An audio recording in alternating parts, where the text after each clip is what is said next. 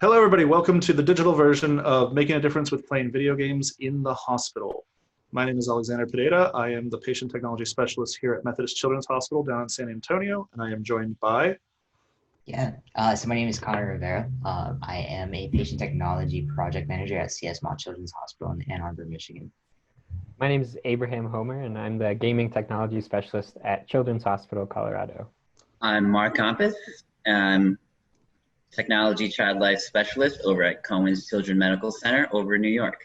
My name is Garrett Goody. I'm the Therapeutic Gaming and Technology Specialist at Seattle Children's Hospital in Seattle. I'm Marty McMahon, the Gaming Activity Coordinator at Texas Children's Hospital in Houston. So, like I said, my name is Alexander. I am the Patient Technology Specialist here at Methodist Children's Hospital. And the way I describe my job is, the fun part of my job is I get paid to play video games with kids in a children's hospital. And the real part of my job is I get to do about 1.5 million other things. In the photo that's on my title page, you'll see that's just me and one of the kiddos I've worked with for years now. Kind of one of my favorite photos, just because I don't get a lot of photos with the kids I work with, especially kids I work long-term with. There's a lot of legal paperwork and stuff. But in that case, they were happy to sign kind of the waivers and have a photo for that and one for themselves. Slipping over to the next slide, you can see a lot of the photos, a bunch of photos of me playing games with kids. We have in the upper right, you see a kid playing with the Xbox Adaptive Controller. So this is a kiddo who came into our ICU with some pretty severe limitations on wanting to play, on like ability to play video games and kind of ability to use their hands and their fine motor skill. And so we got to break out the Xbox Adaptive Controller, really like set it up for them. And he got really annoyed very quickly with the fact that his mom was his co-pilot. And so became determined to figure out a way to use a controller.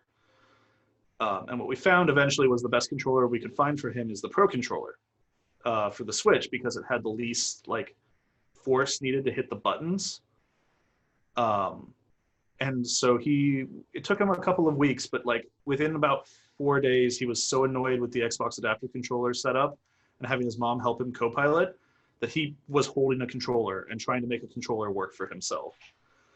But then you also can see down in the bottom left and in the middle, some of the other stuff I get to do. So bottom left is a picture of the Methodist Maker Fair. So we planned and ran a whole Maker Fair. Got a bunch of kids down to the event itself, which is not always the easiest thing to do in a hospital. And had a bunch of outside vendors, kind of maker community stuff, come in and set up really cool exhibits. We had a university robotics club come show off their drone, which they couldn't fly because they couldn't remote control it. It was only programmable. I was like, come on, guys. But kids still had a lot of fun with that. In the middle, you've got me with another patient doing bingo. So part of our role, especially in the COVID times, has become a lot of media director stuff, or at least for many of us, especially for me, in terms of I run bingo on some, I pretend to be a Twitch streamer and play video games for our kids to hang out and chill in the chat. I help record videos and tours and just kind of basically be the nerd and the guy they go, we don't understand how to do this. Let's go ask Alexander and he'll figure it out, which means I have to go Google a lot of things. And then there's just a couple other kids or photos of pictures with our kids, some of them hanging out together, some of them hanging out with me. One of my favorite photos that I've ever taken in the upper left, just because it actually looks like a good, well-lit photo, and I'm a terrible photographer. A little bit about how I got into this is through a lot of random happenstance. My background is in education technology with a focus on games and education. So I'm all about trying to get video games and schooling and teaching into the same kind of mix. And while I was looking for that kind of work, I came across a posting for this job in a random VR community. Applied for it, forgot about it the way you do. And then immediately moved on to some networking stuff. Happened to meet Eric from Child's Play, who had grant funded my position, at an event, and apparently he liked me because next thing I knew, I was moving to Texas. So my name's Abraham. I'm the gaming technology specialist at Children's Hospital, Colorado. I came to this role in kind of a roundabout way. I originally started working in the film industry.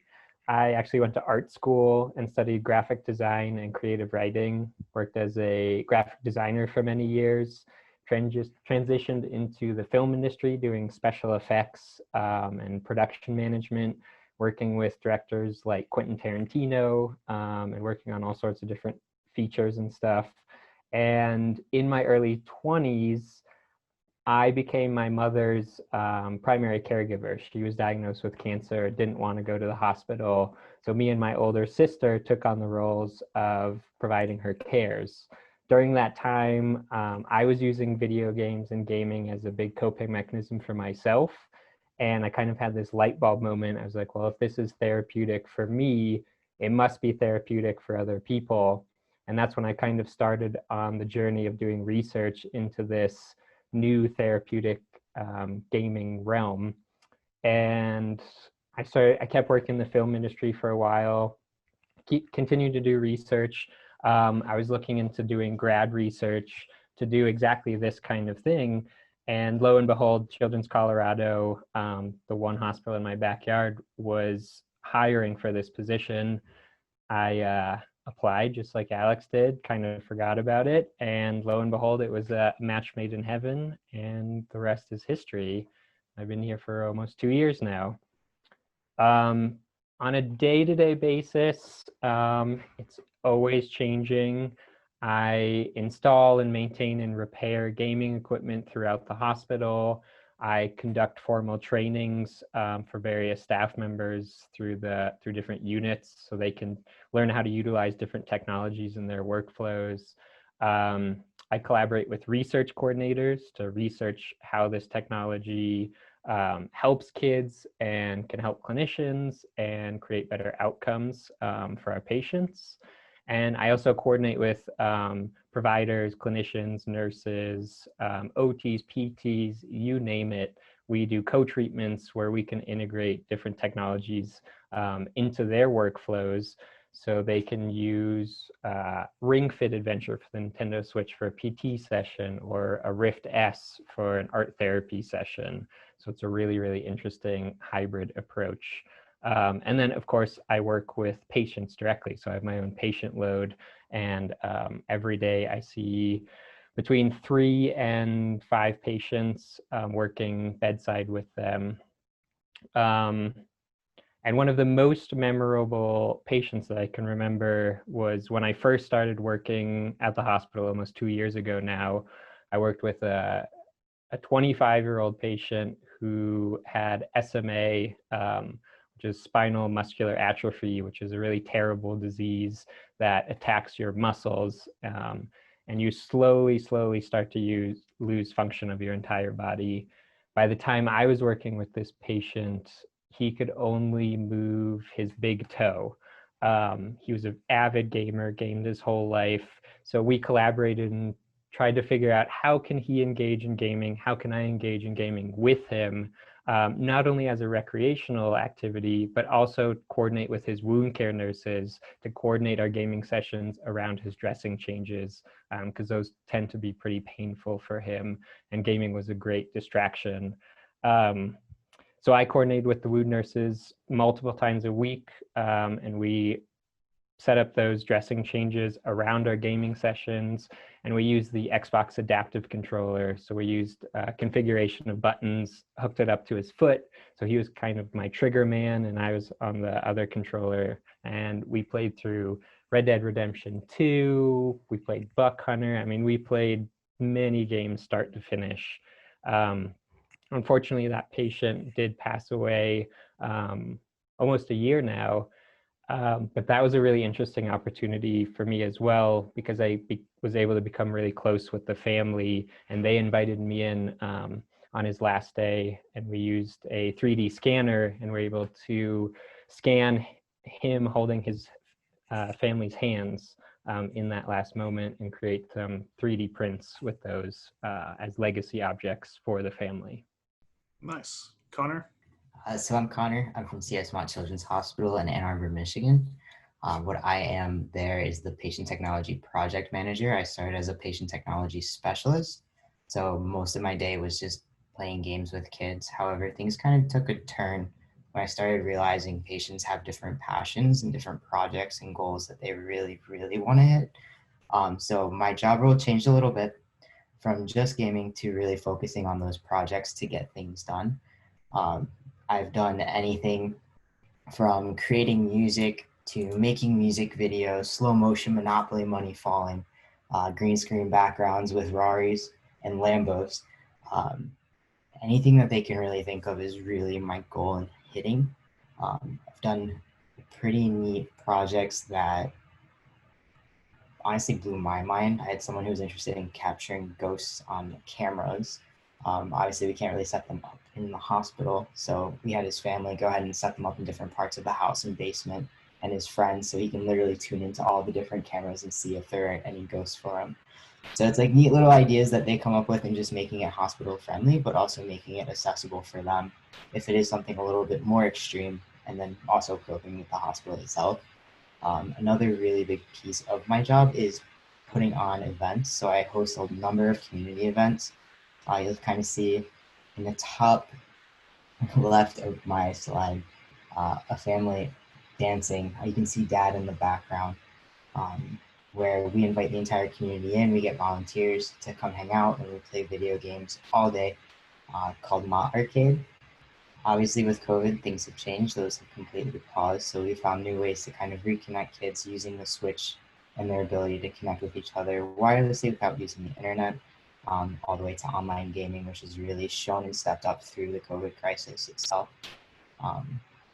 So that's basically me and my job. I got involved actually as a volunteer. So I found out about this program and its existence. There was a viral video of Pokemon Go, and I was like, oh my gosh, we can go play and volunteer and play Pokemon Go with these kids. It wasn't the case. I reached out and wound up coordinating different events with my current job at the time. And the more I got to hang out, the more I realized like this is something I want to do every day. There's that take home feeling of like, wow, not only have you made an impact on their lives, but they've made an impact on you when you walk away from it. So I remember my last arcade event as a volunteer. I went up to my boss, JJ Bouchard, and literally pulled up the Indeed listing and was like, is this you? He's like, yeah. I was like, okay. And I went home and applied instantly. 2 weeks later, I was working with them. So since then, I've been with the program. We're kind of more of a team based on our end. We also have like a Lego guy who in the bottom right hand corner, you can kind of see a kiddo playing with Legos, where we teach robotics and STEM education. My main thing is always not only supporting the patients, but also supporting our staff, no matter what their projects are too. And that's really shown through the need for technology through COVID, but we'll get more into that later. Thank you. And Mark. Hey guys, I'm Mark. I'm the Technology Child Life Specialist over at Cohen's Children's Medical Center in New York. So my start was a pretty interesting one. At college, I started studying with engineering and computer science, and at the time I was doing swimming lessons with kids, and I just learned that my heart pulled towards working with kids and kind of overcoming obstacles and fears, and working with their families really kind of lit my world up. So I switched to child psychology, and the tech stuff kind of took a back seat. But then when I fell into the field of child life, tech skills kind of showed up, and the team kind of realized that my skills were really useful, and they actually created a position for me just per diem at the time. And the more that I did with them, the more that they wanted. And thanks to the generosity of Child's Play and the gaming community, I have just recently started full-time at my hospital. I'm now able to really jump in and use those skills. And to just kind of back up a little bit, a child life specialist, what we do at the hospital is we basically work with the kids and their families, and we're basically like a teacher, counselor, and coach, and friend for like the patients and families. Kind of try to work with them to normalize and try to make the stay easier. And what we use is education and medical play to really help kids and families understand what's going on. And that way they're able to, you know, develop coping skills. We work on things that can help them through their procedures and everything. And it's really great to be able to use technology and look at the new things that are coming out to really help make that process easier. You know, for example, like VR can be used during certain procedures so that they are not looking at what's going on, then they can be having a virtual experience where it can be easier. And real quick, I think you're the only certified child life specialist on the panel? Yes, I believe so. Yes, and so yeah, it really is nice to be able to kind of mix the two together. I think one of my favorite things though is having special events and doing things that can bring the hospital across all the units together and socializing everyone together. In one of my slides, I believe it's the bottom left slide, you could see a team of us around one kid, and it's a Minecraft event, and Microsoft helped us out and brought a bunch of laptops for everything, and we had everyone collaborate and build something together. And what was cool is you can actually take something that's built in Minecraft and print it out on a 3D printer so that these kids could have something built together and then something real to take home afterwards. And that was really like my first experience, like creating an event and bringing the whole hospital together. And after that, we were definitely interested in doing more. And yeah, but my day-to-day has, you know, a lot of maintenance, like you guys were saying before. Definitely, you gotta be definitely ready to tackle on interesting problems. But I think with this community, it's really nice that we have each other to lean on, and we're pretty good at solving what we need to. Yeah, I think one thing, especially with the way, you know, COVID has affected all our hospitals, our closed circuit television channel, you know, our hospital-wide channel has definitely gotten a lot of attention, and we have now, from 1 or 2 shows a week, live shows, we have now a live show pretty much every day of the week. And our pre-recorded material has gone from maybe 6 hours to closer to like 20 hours of pre-recorded content that we can move throughout the day. And it ranges from a ton of stuff, like from just like meditations that the team has made, or other organizations have made videos of like trips to the zoo and places that, you know, kids are able to visit outside and kind of experience the outside world from you know, the comfort of their room. And also given my team a big opportunity just really tap into their skills of you know, teaching how to draw some art, or even some music things. And it's really nice to be able to have the team contribute their talents and skills, and really get a chance to shine on the TV panel too. And it's pretty awesome to be able to give a lot of, therapeutic activities from all these different angles. Perfect. That moves us over to Garrett. Hey everyone, I am Garrett. I am the Therapeutic Gaming and Technology Specialist at Seattle Children's. It's a lot of words to say. I have a lot of technology-related jobs at the hospital.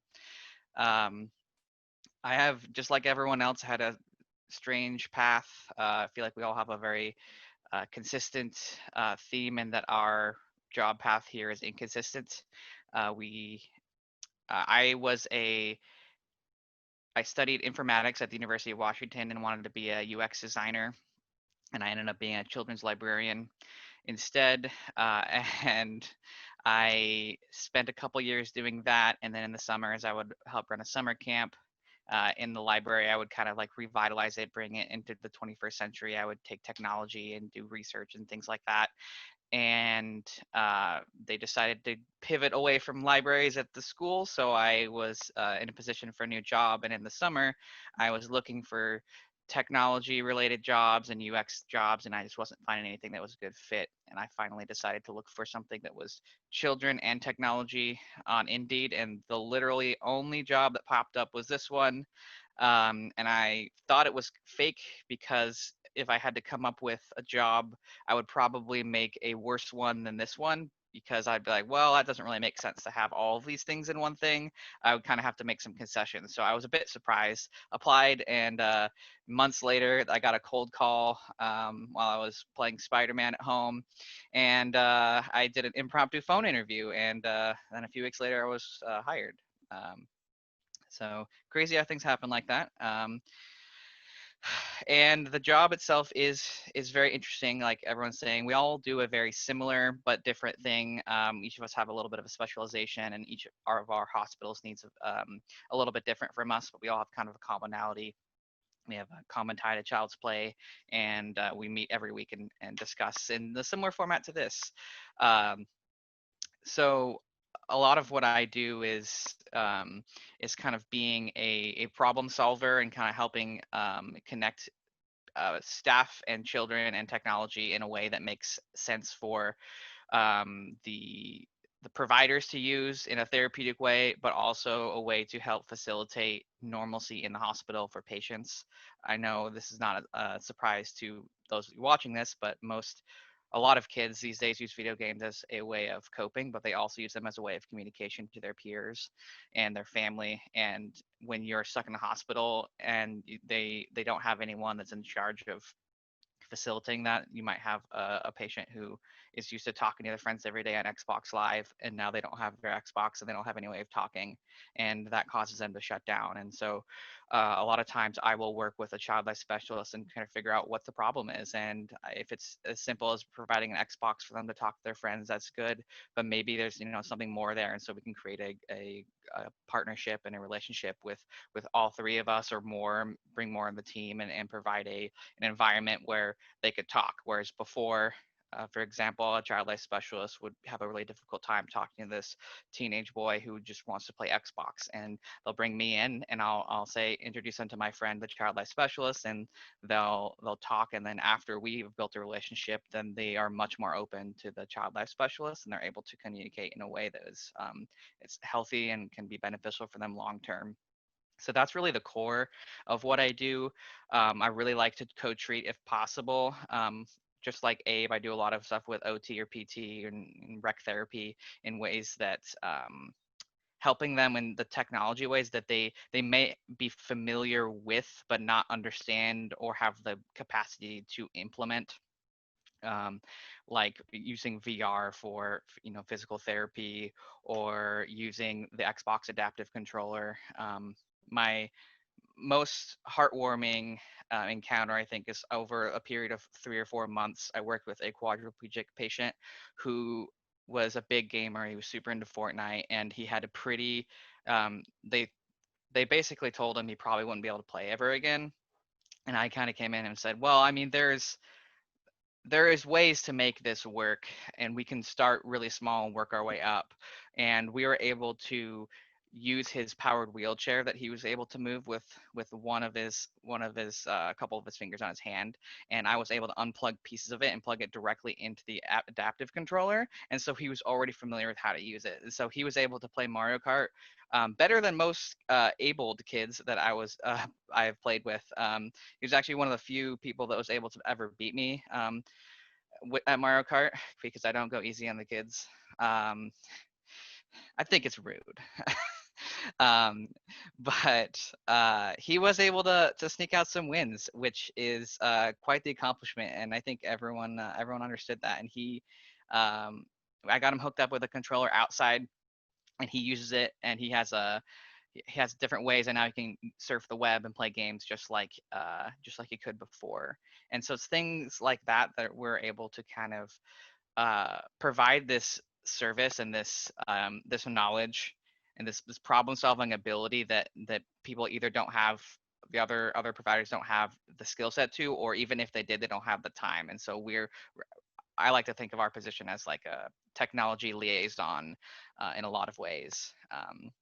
I do some other similar things like gaming events, and during this current world event, we've done some like digital games. We've done like Jackbox with NFL players, and I did like some virtual tours with Macklemore and Ciara and things like that with patients, so they can get some one-on-one time in a way that they would normally get in person. So some creative problem solving that I'm sure everyone else is doing a similar way. It's really awesome, and there's a lot of cool technology things that come every day. So it's exciting, and I'm sure you can think of a million other things, and this job will look different in a year from now than it did today. But it's just a little slice of life. Perfect. And Marty? Yep. All right, so I am Marty McMahon, the Gaming Activity Coordinator at Texas Children's Hospital here in Houston. My background, kind of like everybody else's, is an interesting path. I went to school to make video games, worked on some indie projects and some mobile projects and different things like that, and then actually transitioned into education technology.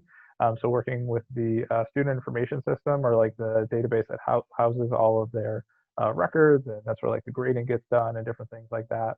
And then how I found my way this way was actually, I've been going to PAX for about 10 years now, and they always have a presence there. I always remember the Cookie Brigade raising funds at all the different PAXs. And then another community that I've heard about this from was through Desert Bus for Hope, which is actually one of the bigger fundraisers for Child's Play every year. And one of the great things they do on that charity stream is they bring in different child life specialists or different people that work in the hospital to kind of speak to how the money and everything impacts what they do every day. And it was through different outreach like that that I became interested in kind of this path. I think I was actually at the time researching my local hospital back up in Buffalo to see like who to contact, who in child life to reach out to and see if they wanted this position.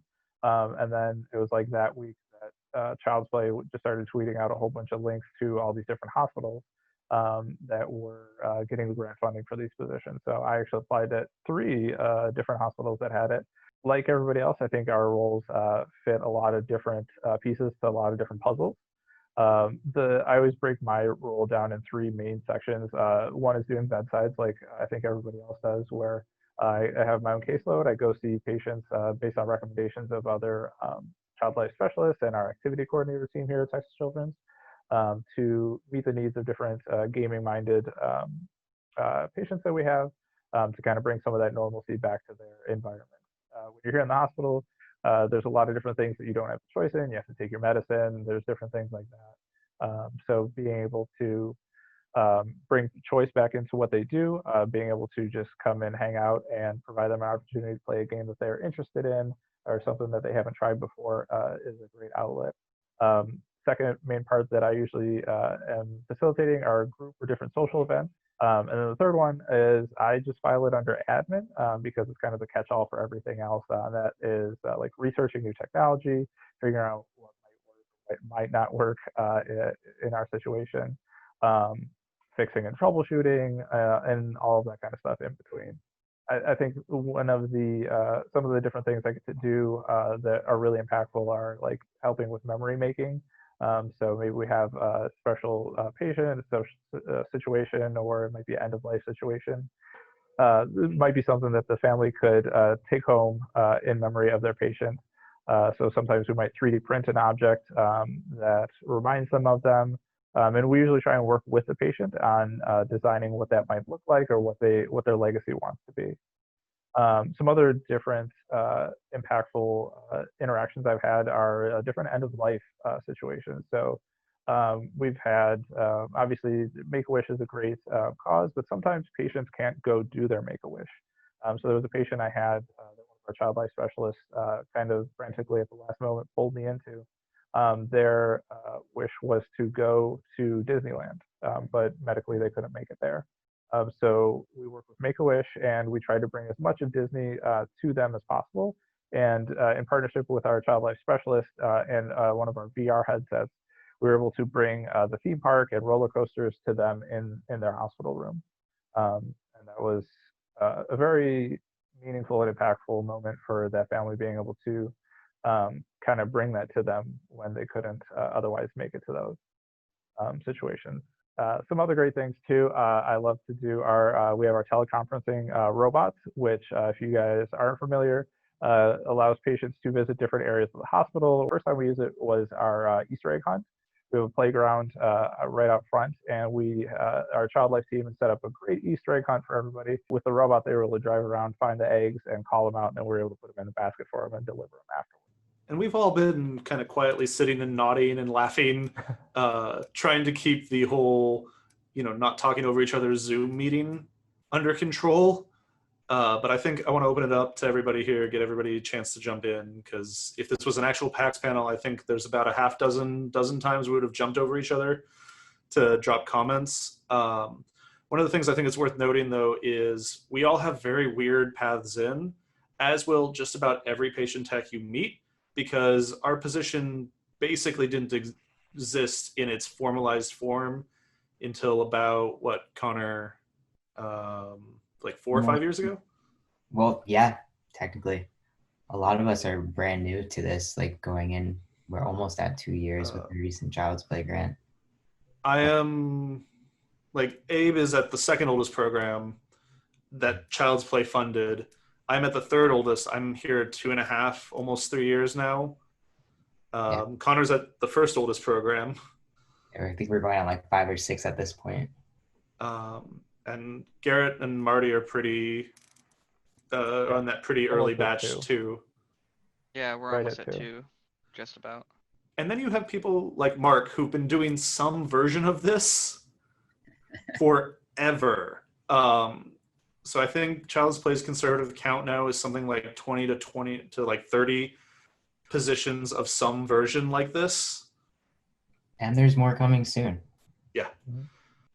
Yeah, so Child's Play Charity's been around since 2003, and what they really do is they take gamers like all of us, help raise money. Different organizations and different programs really contribute to them, and what they do is not only provide the equipment itself, the games itself, the technology itself, but they also created these positions to help run all of that equipment. So hospitals across the country, if they have a child life department and a few other requirements, have the opportunity to go ahead and create a patient technology position. That's really what gets our programs up and started, and finding, of course, people like us from all different backgrounds and all walks of life to walk in and be like, hey, let's keep doing this with those passions. Child's Play Charity found out about what my boss was doing, and they connected at a PAX. And next thing you know, that's what started our program at CS Mott. And then that kind of turned into more of us being replicated across the country. So that way we can continue doing the work that we're doing. They have therapeutic guides available on their website if you're interested in kind of really like how these really work. Those are there, but also it really shows the impact that we're making and all of the different collaborative hands that have come together to make patient technology, gaming, therapeutic gaming, gaming specialists really make an impact on hospitals. They also help women and children domestic violence centers So it's something that's kind of more quiet and not so much talked about, but they do make outreach to all the different organizations that really need help and really need that boost of gaming in their lives. And they don't explicitly give money to hospitals and tell them to go buy video games with it. They're really big about supporting the child life programs as a whole. So, like before I got here, a lot of the annual gifts that Child's Play would give my program would go to buying new equipment, new toys, new like mobiles. Mobiles get stolen all or disappear or get put in closets or something all the time here. And they're not cheap to replace. So part of Child's Play's mission is just to support child life specialists themselves, not just us. We are kind of like a super way to support child life specialist teams because it means that they don't have to worry about all of the tech, all of the hardware. Like we become the geek in a space to fix things for them. But yeah, kind of expanding on all of that. We touched a little bit, most of us, on some of the therapeutic stuff we work on. I introed with kind of a base level of it, but I also work with our rehab. We're not a rehab hospital, so we don't do quite as much as some of the other guys do, but co-treats are kind of like our bread and butter by and large. The more we can integrate with all of the clinical and specialist parts of the hospital, the more value we can give everybody. And anything special you guys use as tech beyond all that? Honestly, so my background before getting even in the hospital was working at Apple. And I always joke whenever a kid has an idea, there's an app for that. There literally is. So finding out what's going to exactly fit that need and then making it accessible because of the accessible technology that Apple provides really helps out. And I'm like sitting here fidgeting with like a ring literally the entire time we're talking. It's one of my favorite tools. So co-treatments are a really big piece to my job when it comes to music therapy, art therapy, working with our education team, really figuring out the exact goal and then making technology happen with it. With these guys, they're pretty neat because you can record things, and as you hit different colors working with art therapy, you can either record music, you can record vocabulary words, you can use it with a book and make animal sounds, all kinds of different things. So when I say like literally there's an app for that, there is, but also finding out like new toys to bring in similar to this. As soon as I found this was a thing and it's totally cleanable because it's silicone, it was game over from there. And now literally they walk around with it. PT can really like that too. PT and OT love it. Because if you can tape different colors all over a room and make a kid move around for them. Yep. And then when you have multiple of them, you can have, I believe it's like 6 at the same time. So you can have like a straight up like rock concert using the walls and murals around you. Just finding different items around. It's pretty neato.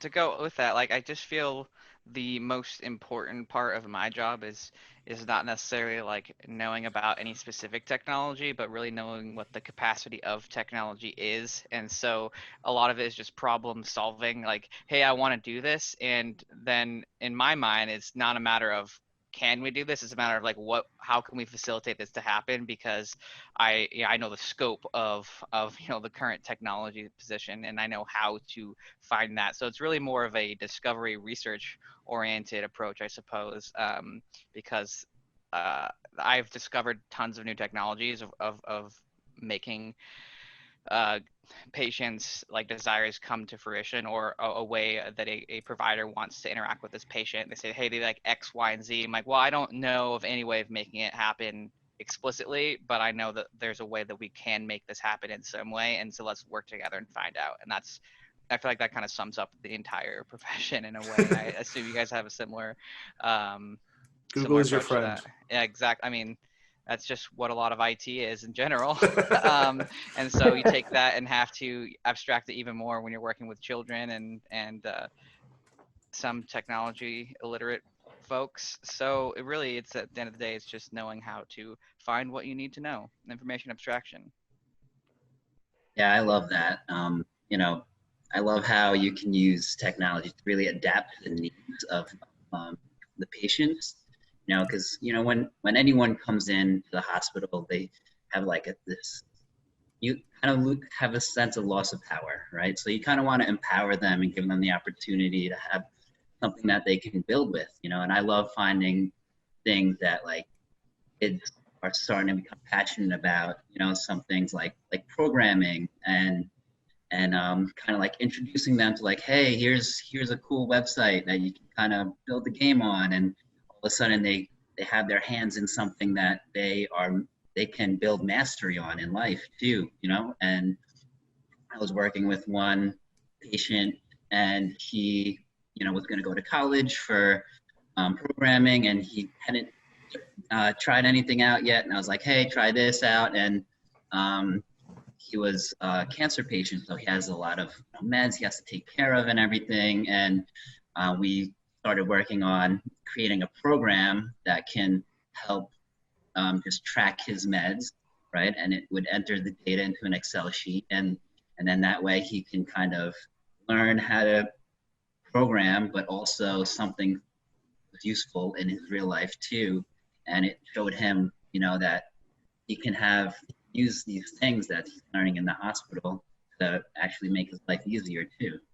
And I think that's one of my favorite things, you know, finding ways to really fuel the curiosities and passions of patients and help them have, you know, easier time with it. And something that's so interesting to me about that is in our roles, we get to expose kids to different technologies or different industries even that they wouldn't even know about outside of the hospital.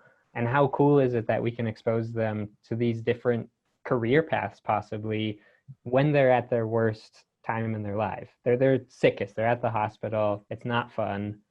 But oh my God, we have 3D printers, we have programming, coding, robots. You can really expand a child's mind and perspective on the world at some of the worst times in their lives. And I think that's a really, really cool part of our jobs. My question to the panel though is what barriers do you guys see into bringing gaming into your hospitals? I know for me, I always come up against that perspective of physicians and especially families, that video games are just that. They're just games and they don't really go any further. But as we've all been saying during this whole panel, they obviously have this very deep-rooted therapeutic effect. So I was curious, how do you guys kind of wrestle with that barrier to entry sometimes?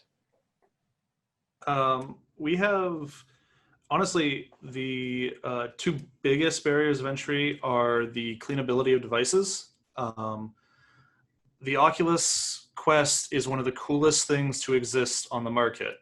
It is also completely useless for a hospital situation without heavy modification because it's covered in cloth. So in terms of like bringing cool tech, bringing that kind of tech in, that's just a major barrier, is making sure we're being safe. And then the other major barrier is infrastructure. And like feasibility, like it's not always easy for me to recommend, you know, hospital bills are expensive. I'm in San Antonio. I'm not it's not a poor, like an economically poor city, but it is a like lower economic strata city. So it's harder to recommend things like full video games, full consoles, gaming PCs, things like that when I'm explaining this stuff to parents. I don't get a lot of pushback directly from parents and from physicians. Most of the time, what I get is me going, "You are 7. I am not giving you Call of Duty."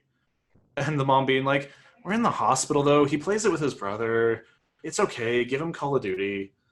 And the rating system is something that generally we don't go above teen. There are a handful of games that are just so ubiquitous. We've been able to get away with using M-rated games, specifically and just about only Call of Duty. Just because it is so ubiquitous, it becomes a kid doesn't want to do anything else besides play that game. Or Fortnite. We're lucky enough that our infrastructure will largely sustain Fortnite in the hospital. So our kids can play Fortnite from our hospital, which is very rare. But those are kind of our two big barriers. Kind of speak to Abe's question. I found that focusing on like the social and group benefits has really helped out. So leading through like group play and different things like that can help show the advantages of being together and playing. Obviously, right now it's a little bit more difficult, and we have to find different ways of doing that. But being able to bring people together in a fun and interactive way together can really help families see the benefit. Another example I always rely on, more so like when parents and staff have questions on like streaming, is I always like to relate it back to sports because that has actually clicked a lot for different parents, that they don't understand why the kid's watching Twitch all day, but on the flip side, why are you watching sports all day? Same thing, just different avenue. Because kids watch it because a lot of times they'll be watching pros, or they'll be watching different commentary, different things like that, which is very similar to the sports world. So I think different things like that. Obviously, screen time is always going to be a hot topic for right now, at least for the foreseeable future. But I hope that everybody being forced into screen time, as we can see with COVID, that it'll open up more minds and more avenues and more ways for play.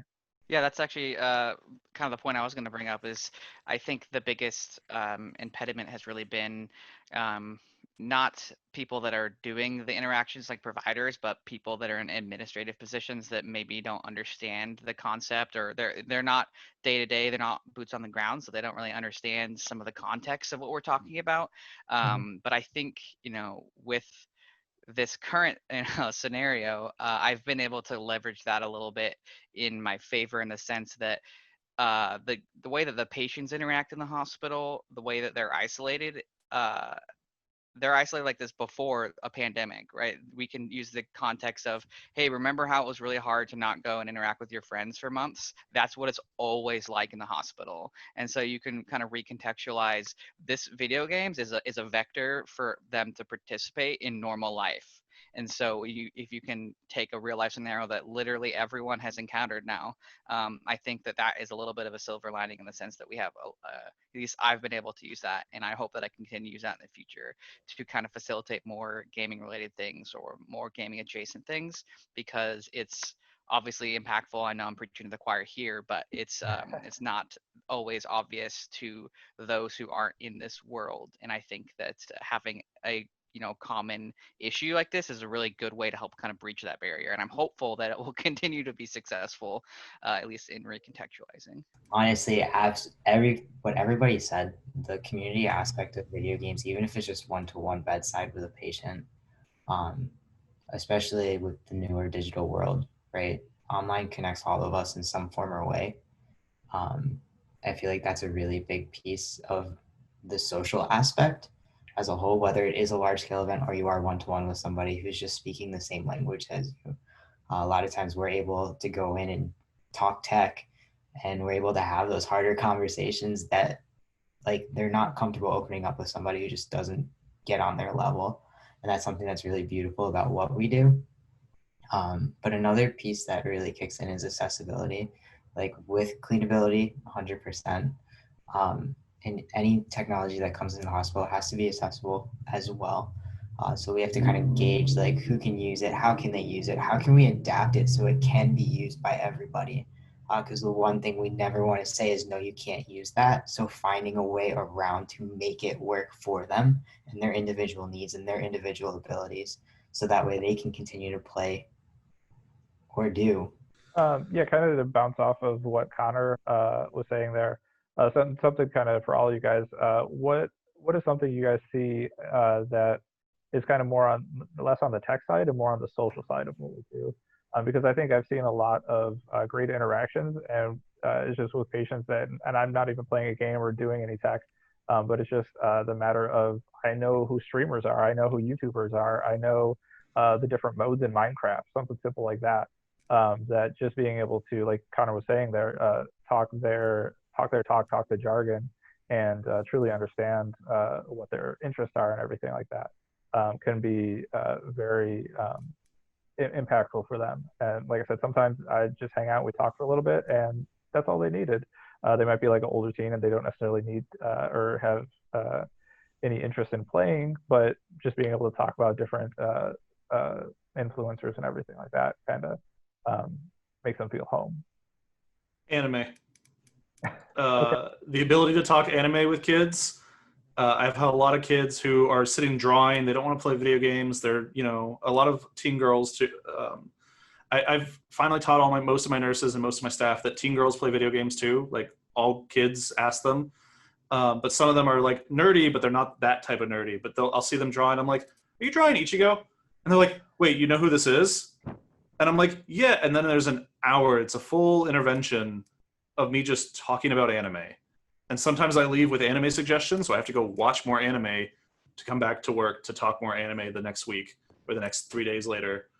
Like being that nerd is really surprisingly valuable beyond just our video game life. Also playing chess. I've gotten to play chess with a bunch of kids, which is awesome. So our next major question is what a lot of you are thinking, which is, this job is awesome. How do I get it? And of course, with most of us having the most bizarre backgrounds you can imagine, there's not a real easy, simple path here. I know our most common suggestions are reach out to local hospitals, see if they can if they're accepting volunteers. Obviously, in the COVID times, that is a different problem. And don't reach out to local hospitals being like, I want to play video games with your kids. That scares them.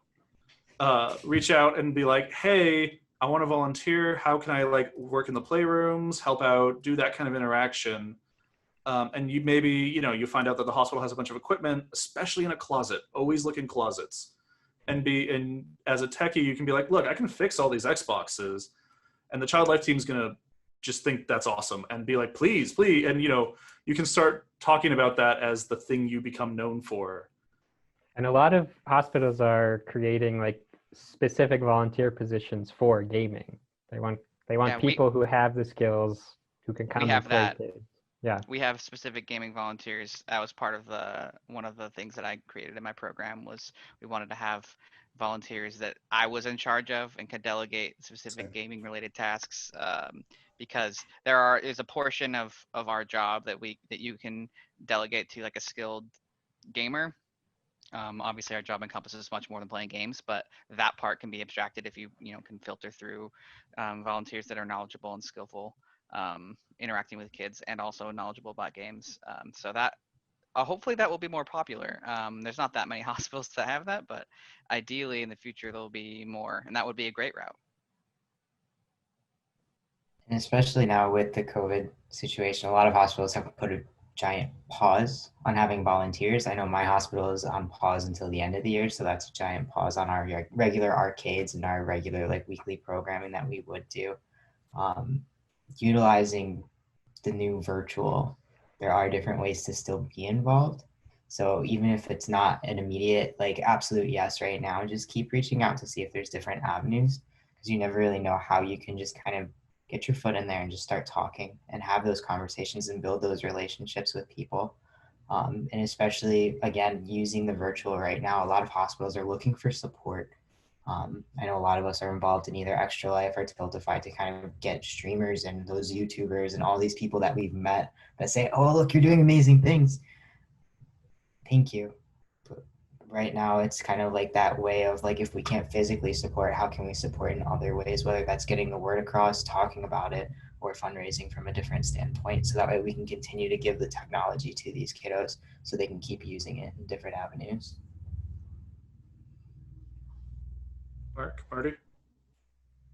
Yeah, I think I'd say the two main commonalities that I see with most of us game techs are obviously some sort of tech background, interest, and everything like that. And then a lot of us also have different childcare backgrounds. I used to work at the Y and a therapeutic horseback riding center. I volunteered there.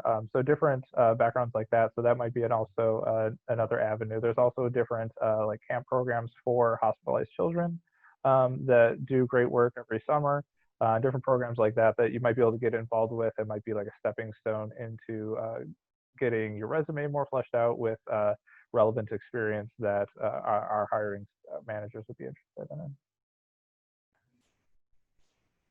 And we'll let Garrett talk a little bit about what specific kind of things he's looking for. But just as a general rule, good with kids, good with tech is literally the core of our job, as well as being aware you're working with kids in a hospitalized setting.